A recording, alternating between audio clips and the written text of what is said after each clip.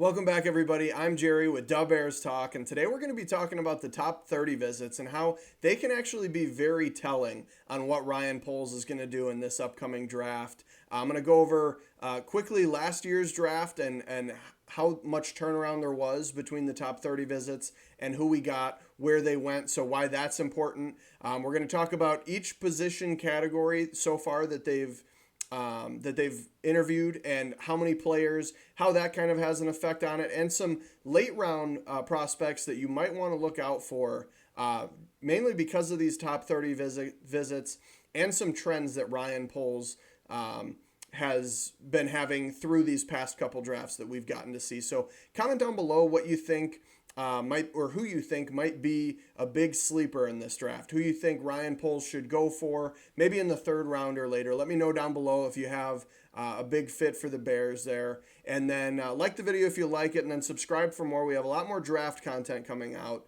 so stay tuned for that. But let's get right into it. So I wanted to talk about the confirmed top 30 visits from last year that did immediately turn around into Bears players that have done fairly well. But so starting off, we had Darnell Wright. Darnell Wright was a confirmed top 30 visit last year. We end up taking him at 10. Ends up being a good pick so far. I think he's got room to improve, but seems like we can solidify the right tackle. He'd have to have a really bad year for that to not work out. Another one being Tyrique Stevenson, who shined and even made a case. If Jaylon Johnson ended up wanting too much money, you could at least listen to, why it was if he really did want an astronomical amount of money. I think, he's the best cornerback in the league, and I think it would have been worth it to pay him regardless, and we end up getting a good deal for him anyway. But Tyrique Stevenson probably made that decision a little bit more difficult with how he performed. He had a confirmed top 30 visit last year and ends up being a score for the Bears. Gervon Dexter, and you'll notice these are their top picks last year. All were confirmed top 30 visits. So Gervon Dexter was another one who still has a lot of potential. Some of his college issues, slow off the ball, are kind of continuing over so far. We're hoping the new defensive coordinator can help out with those issues and fix that. But he was a confirmed top 30 visit, did end up going to the Bears. And then the last one was Tyler Scott. A lot of people down on him. I don't think he really got a fair chance. Fields didn't target him very often. He actually got targeted more by Bagent, per pass at the very least, and really got more opportunities when he was on the field. So I don't think we can rule him out yet. Yes, he has had some drop problems, but Tyler Scott also actually factors into the type that Ryan Poles seems to have, that shows up in this draft too. So now I'll go through each position. So this is obviously just updated as of today. It's April 10th. So there's going to be more top visits. I'm not going to go over each player individually, just going to highlight some of the top ones. So real quickly to get quarterback out of the way, it was only Caleb Williams. That makes a lot of sense. Nobody's surprised about that as far as the top 30 visit. I believe there were some other quarterbacks that he met with because they were local, but it wasn't considered a top 30 visit. But either way, Caleb Williams is the only top 30 visit. We don't need to talk about that. Dylan Laub was the only running back that we had a top 30 visit with, and people are calling him Danny Woodhead 2.0. I'll talk about him a little bit later when I was saying Ryan Poles has a type, so we'll get back to him. So far, we'll just go over these position categories real quick. So offensive line, we've had five top 30 visits. Wide receiver, we've had 5 top 30 visits. Tight end, we've had 2, Brock Bowers and Ben Sinnott. And then edge rusher, we've actually only had 3 top 30 visits.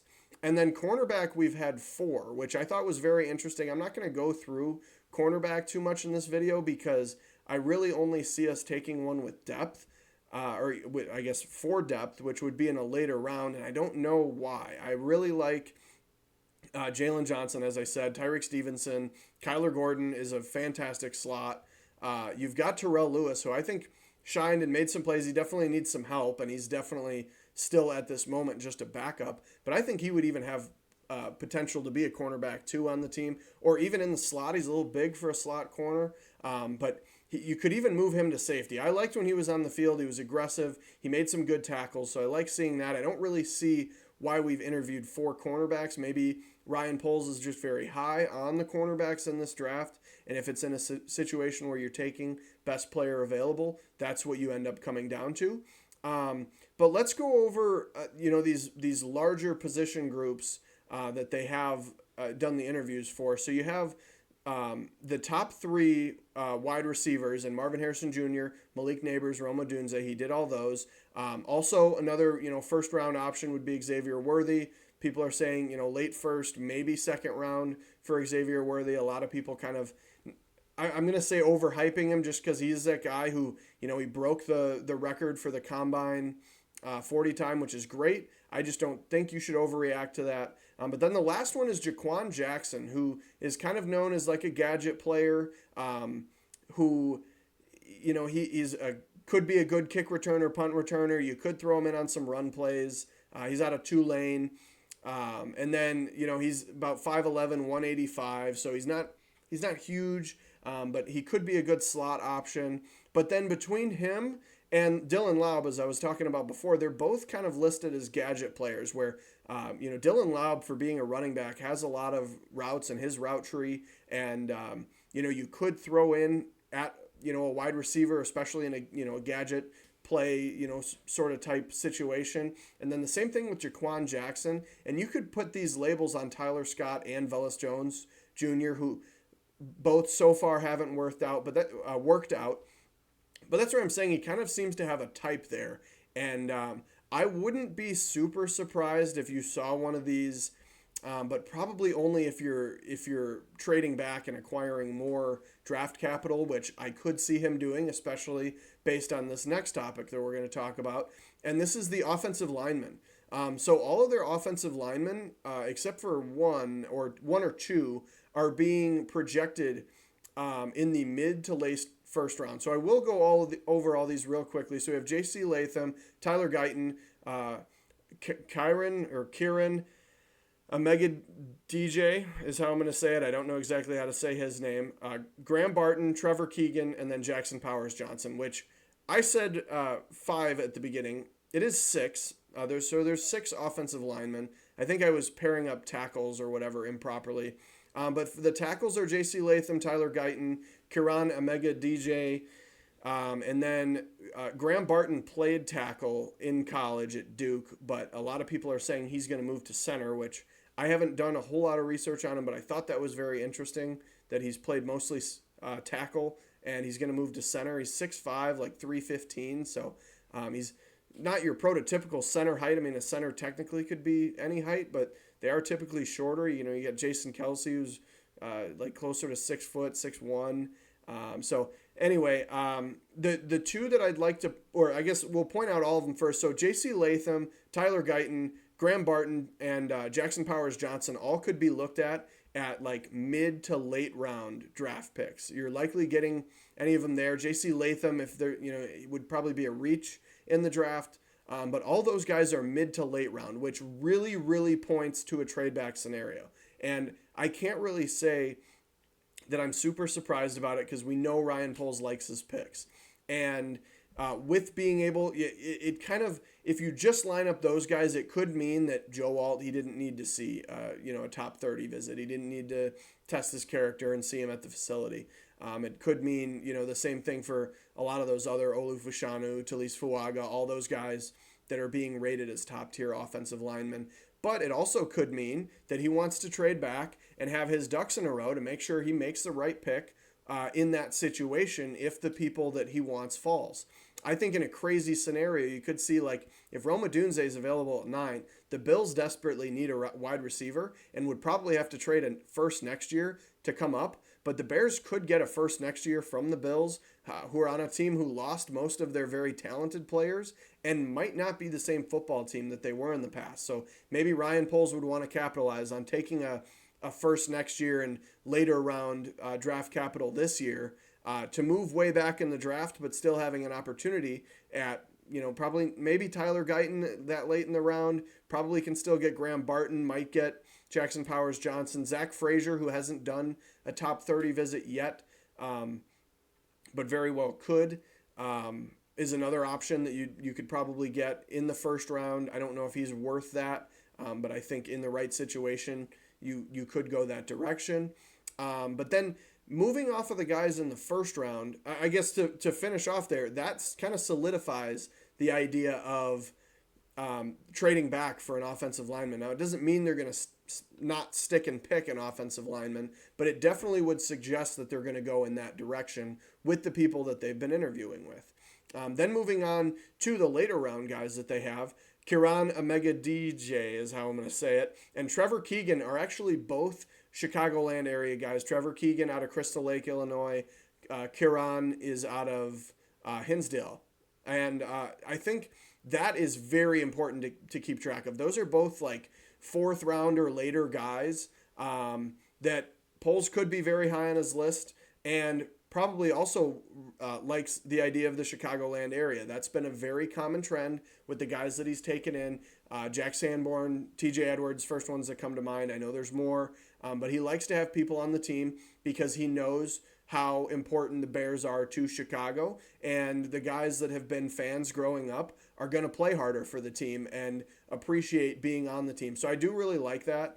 Targeting some later round guys. Trevor Keegan is a bigger, kind of looked at as a guard, and when you've got two guards right now that are have been dealing with injuries or at least not being on the field very often, I think it would be very valuable to have a guy that can fill in basically like a swing guard, or maybe if Nate Davis doesn't pick up his game, he can just fill in for Nate Davis.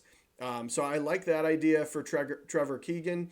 And then Kiran, you're looking more like a tackle, and it probably would end up being a swing tackle, which I don't know if I would like as much. That would more point to them moving on from Larry Borum. But I think you should definitely remember Kiran Omega-DJ, and I feel like you should probably just look up the pronunciation yourself because I feel like I'm botching that up. But him as a Chicagoland guy, look out for him and Trevor Keegan to potentially be drafted by the Bears. Or if for some reason everybody forgets about him, that very well could be like a UDFA signing. I don't see that happening. I think they're rated a lot higher. I think Kiran Omega-DJ is like probably a third round pick, even maybe fourth is what he's being projected as, and then Trevor Keegan is fourth or fifth or later, so that potentially could happen with him. Not likely. And then moving back to just kind of solidify or finish off this offensive line talk, it really points to them not sticking and picking at 9. It points to them trading back, and they would take an offensive lineman there, or they're kind of Poles would be keeping his ducks in a row, so he could make sure that he can do that and get all the information on the guys that he could possibly want. Another thing that's kind of telling to this is the edge prospects that he's been doing the top 30 visits. So he has Dallas Turner and Laiatu Latu. Does not have a top 30 visit with Jared Verse yet. I thought that was interesting. I'm wondering, I wouldn't assume that the older age, with him turning 24, I believe in November, I would assume that wouldn't be a problem because he took Velus Jones Jr.